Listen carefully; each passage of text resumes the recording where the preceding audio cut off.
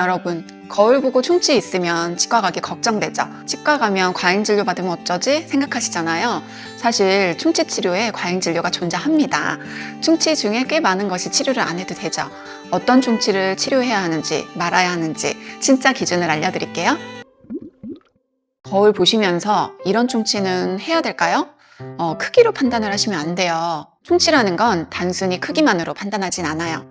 사람들이 충치 까맣게 보이는 걸로 판단을 하지만 사람마다 입안 환경이 다 다르기 때문이죠. 입안 환경은 어떤 걸 보냐면요. 충치균이 많은지, 또 침이 끈적거리거나 그 침의 양이 적은지, 입안의 산성도가 높은지, 그리고 다른 치아에 치료 흔적이 많은지, 이런 조건이 다수로 있으면 작은 충치도 빠르게 진행할 수 있어요.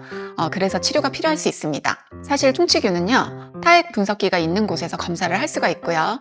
나머지는 간단하게 자가 체크가 가능해요. 무설탕 껌을 한 3분 정도 씹고 뱉으세요. 그리고 치아를 가볍게 떼고 꽉 물지 말고 입술을 다뭅니다. 혀 밑에 공간이 있잖아요. 1분 정도 지난 후에 침이 금방 고이면 침의 양이 많은 거고요. 1분이 지났는데 침이 안 고인다. 침의 양이 좀 적다고 볼 수 있어요. 동시에 입 천장에 혀를 대보시면 침이 느껴지면서 조금 끈적끈적하고 미끈거리면 침의 점성이 높은 거예요. 침의 끈적임의 정도가 적은 분들은 입 천장 부분이 그냥 맨살이 닿는 느낌일 거예요. 그리고 산성도 체크는요, 입술을 다물고 하고 3분 정도 있을 때 입안에 시큼한 느낌이 얼마나 드는지에 대한 것인데요. 시큼한 느낌이 많이 든다 하면 산성도가 높을 수 있는 겁니다. 이런 자가 체크는 셀프로 할 수 있는 거를 제가 대략적으로 말씀드린 거니까 그냥 참고만 해보세요. 정확한 것은 타액 검사기를 통해서 충치균과 산성도, 그리고 충치를 완화시켜주는 능력인 완충능, 이런 것이 어느 정도 정확하게 나옵니다. 언제 치료를 안 하고 지켜봐도 될까를 말씀을 드리면요. 다른 치아들에 있어서 충치 치료 경험이 별로 없고 치아의 통증이라든지 큰 문제가 없는 경우에는 그냥 두고 볼 수 있어요. 치아를 잘 살펴보다 보면요. 침 분비량이 많은 사람들이 있어요. 그리고 구강 관리를 잘하는 정도가 사람마다 다르잖아요. 칫솔질, 치실 관리가 잘 되는 경우는 짧게는 3, 4개월, 그리고 길게는 한 6개월 간격으로 지켜봐도 됩니다. 이때는 꼭 1450ppm 불소치약을 아침, 저녁으로 사용해주세요. 도움이 분명히 될 겁니다. 그럼 어떤 경우에는 즉시 치료를 하는 게 좋을까요?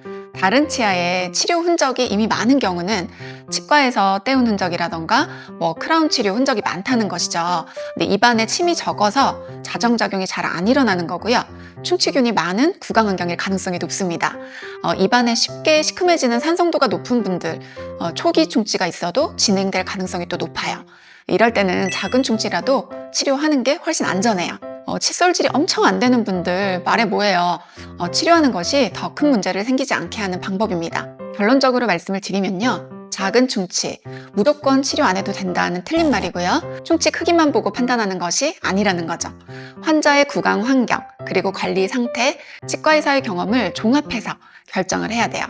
어디는 치료해야 된다, 또 치료하지 않아도 된다, 의견이 아마 많이 다를 거예요. 견적이 많이 나왔다고 무조건 과잉 진료 아니고요. 충치 치료하지 않아도 된다, 또 충치 개수가 적게 나왔다고 다 양심치과 아닙니다. 치과마다 견적이 다른 건 어쩌면 당연한 걸 거예요. 중요한 건 왜 그렇게 판단했는지 치과의사가 환자분에게 명확하게 설명할 수 있는 곳이 찐이라고 저는 생각해요. 사진이나 카메라로 직접 보여주면서 설명해 주는 곳이라면 더 신뢰할 수 있겠죠. 충치 상태를 보고 환자분께 그 이유를 논리적으로 설명을 드리고 판단할 수 있게 도와줄 수 있는 진료에 대한 어떤 철학이 있는 치과의사를 찾는 것이 저는 중요하다고 생각합니다. 23년 동안 치과의사로 일하면서 제가 가장 소중하게 생각하는 건 환자분과의 신뢰예요. 내 가족이라면 어떨까? 불필요한 치료를 권하진 않지만 꼭 필요한 치료는 말씀을 드려요. 상대가 이해가 되지 않는 치료는 관리를 안 하게 되기 때문에 또 치료하는 악순환이 되기 때문이죠. 불필요한 치료는 권하지 않습니다.